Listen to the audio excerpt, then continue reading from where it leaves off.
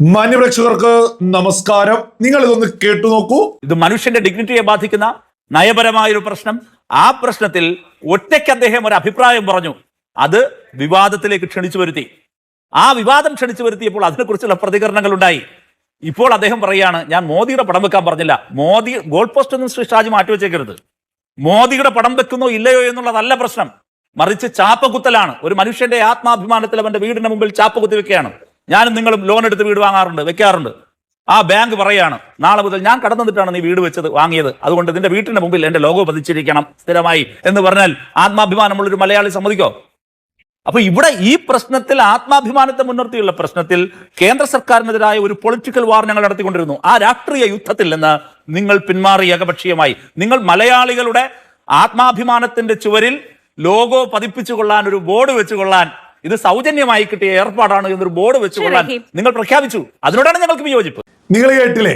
ഈ കഴിഞ്ഞ 4-5 മാസം കൊണ്ടാണ് മലയാളിക്ക് ആത്മാഭിമാനം വന്നു എന്നാണ് ഡബിൾ എ റഹീം കരുതുന്നത്. ഡബിൾ എ റഹീം ഇപ്പൊ എന്താ വിളിച്ചു പറയുന്നത്?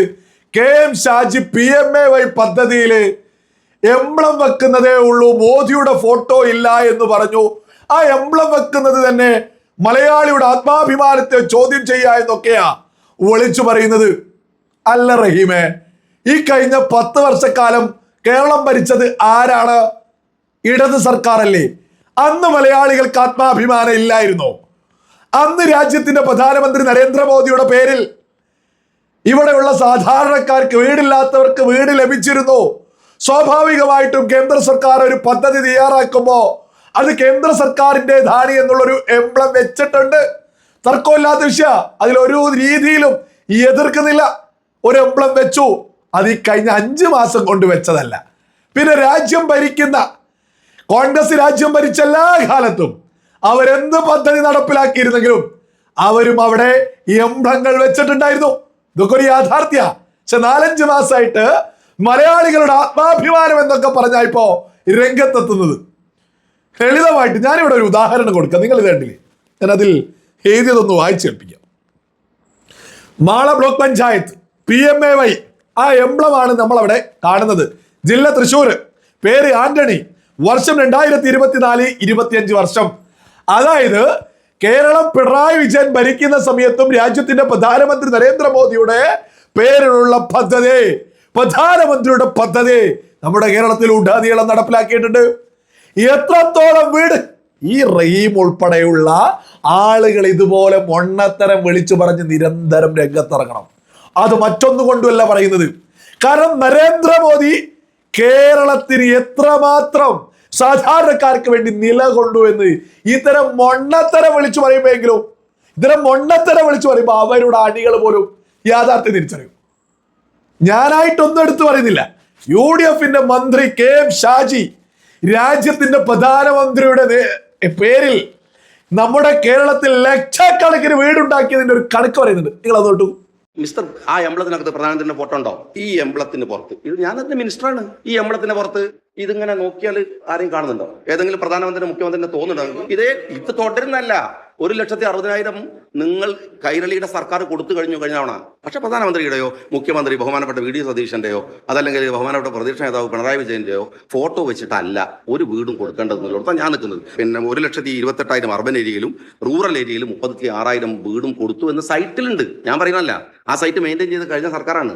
ആ വീടുകളിൽ നിങ്ങൾ പോയി നോക്കിയിട്ട് എവിടെങ്കിലും പ്രധാനമന്ത്രിയുടെ ഫോട്ടോ കാണിച്ചു നിങ്ങൾ കേട്ടില്ലേ? PMAY പദ്ധതിയിലൂടെ കേരളത്തിലെ വീടുണ്ടാക്കിയതിന്റെ ഒരു കണക്ക് UDF മന്ത്രിയാ വിളിച്ചു പറഞ്ഞത്. എത്രയാ വിളിച്ചു പറഞ്ഞത്? 1,28,000 അർബൻ ഏരിയയില് PMAY പദ്ധതി പ്രകാരം വീടുണ്ടാക്കി. റൂറൽ ഏരിയയില് 36,000 വീടുണ്ടാക്കി. അതായത് നമ്മുടെ കേരളത്തിൽ ലക്ഷത്തിലധികം, 2 ലക്ഷത്തോളം വീടുകൾ രാജ്യത്തിന്റെ പ്രധാനമന്ത്രിയുടെ പേരിൽ കേന്ദ്ര സർക്കാർ പദ്ധതിയാക്കി ഉണ്ടാക്കി കൊടുത്തിരിക്കുന്നു എന്ന് ഇടതും വലതും കേരളത്തിലെ UDF LDF തല്ലുകൂടി കേരളത്തിലെ ജനങ്ങളെ അറിയിച്ചിരിക്കും. ഇതുവരെ ഈ 2 കൂട്ടരും പറഞ്ഞിരുന്നത് കേരളത്തിനൊന്നും പ്രധാനമന്ത്രി തരുന്നില്ല എന്നാ. പിന്നെ ഡബിൾ എ റഹീമിനോട് പറയാനുള്ളത് ഒരു കാര്യം മനസ്സിലാക്കണോ? നരേന്ദ്രമോദി എന്ന് പറഞ്ഞുകൊണ്ടല്ല വീടിന്റെ പടിക്കൽ എഴുതി വെച്ചിട്ടുള്ളത്, പ്രധാനമന്ത്രി എന്ന് പറഞ്ഞുകൊണ്ടാ. ഇത് രാജ്യത്തിന്റെ ചരിത്രത്തിൽ ആദ്യമായിട്ട് ചെയ്തു വന്നല്ല. ഇത് കോൺഗ്രസ് രാജ്യം ഭരിച്ച സമയത്ത്, എടുത്തു പറയാം, ഇടത് സർക്കാർ കോൺഗ്രസിനെ പിന്തുണച്ച് രാജ്യം കോൺഗ്രസ് ഭരിച്ച സമയത്തും രാജ്യത്ത് പ്രധാനമന്ത്രിയുടെ പേരിൽ പദ്ധതികൾ ഉണ്ടായിരുന്നു, വീടുകൾ ഉൾപ്പെടെ.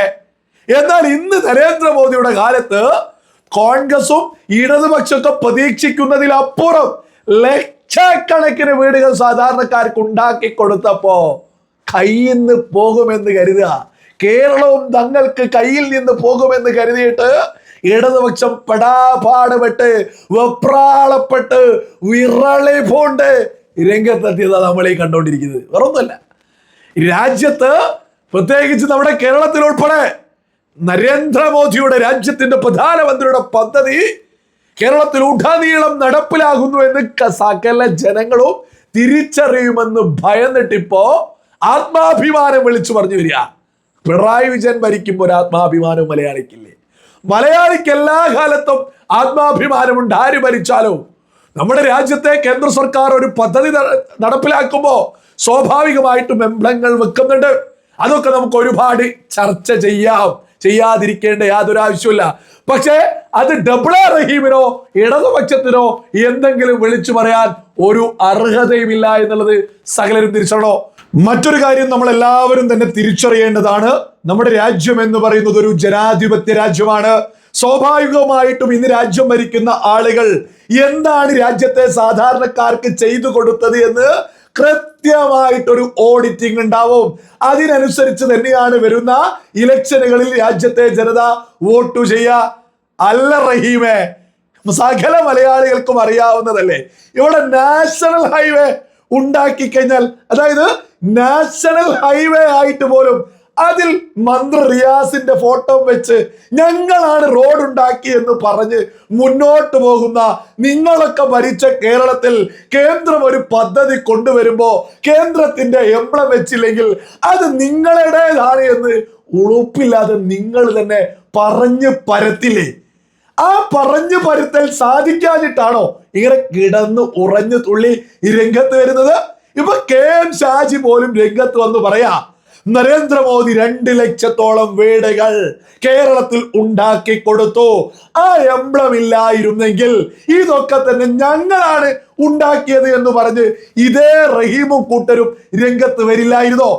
കേന്ദ്ര സർക്കാർ രാജ്യത്ത് പദ്ധതികൾ നടപ്പിലാക്കുമ്പോ അത് കേന്ദ്ര സർക്കാരിൻ്റെതാണ് എന്ന് അറിയിച്ചിട്ടില്ലെങ്കിൽ എങ്ങനെയാണ് റഹീമിനെ പോലെയുള്ള ആളുകളുള്ള പാർട്ടിക്കാരൊക്കെ ഇവിടെ കാര്യങ്ങൾ കൈകാര്യം ചെയ്യുക എന്നുള്ളതൊക്കെ മലയാളികൾ ഒന്നടങ്കം കണ്ടതാ. ഇത് മലയാളിയുടെ ആത്മാഭിമാനം പൊക്കിപ്പിടിച്ചുള്ള വരവല്ല റഹീമിന്റെ ഈ വരവ്. ഇതൊക്കെ തന്നെ ഞങ്ങൾ ഉണ്ടാക്കിയതാണ് എന്ന് പറയാൻ സാധിക്കാത്തതിന്റെ ചൊറിച്ചിലുമായിട്ടാണ് ഇപ്പോ ഈ രംഗത്തെത്തിയത്. മറ്റൊന്നും കൂടിയുണ്ട്, ഞങ്ങളാണ് മോദിയെ എതിർക്കുന്നത്, ഞങ്ങളാണ് BJP എതിർക്കുന്നത് എന്ന് നിരന്തരം പറഞ്ഞ് ഇപ്പൊ വന്നവരെക്കാൾ ഞങ്ങളാണ് എതിർക്കുന്നവരെ എന്ന് തെളിയിച്ച് അടുത്ത തവണ സകല ജമാഅത്തെ ഇസ്ലാമിയെ പോലുള്ള ആളുകളുടെ വോട്ട് വാങ്ങി പെട്ടിയിലാക്കാനാണ് ഈ പടാപ്പാടുപെട്ട് പച്ചക്കള്ളവുമായിട്ട് രംഗത്ത് എത്തിയത് എന്നൊക്കെ റഹീമെ ബോധമുള്ള സകല മലയാളികളും തിരിച്ചറിയുന്നുണ്ട്. ഏതായാലും നരേന്ദ്രമോദി കേരളത്തില് ലക്ഷക്കണക്കിന് സാധാരണക്കാർക്ക് വീടുണ്ടാക്കി കൊടുത്തു എന്നുള്ളത് രണ്ടു കൂട്ടരും സമ്മതിച്ചല്ലോ.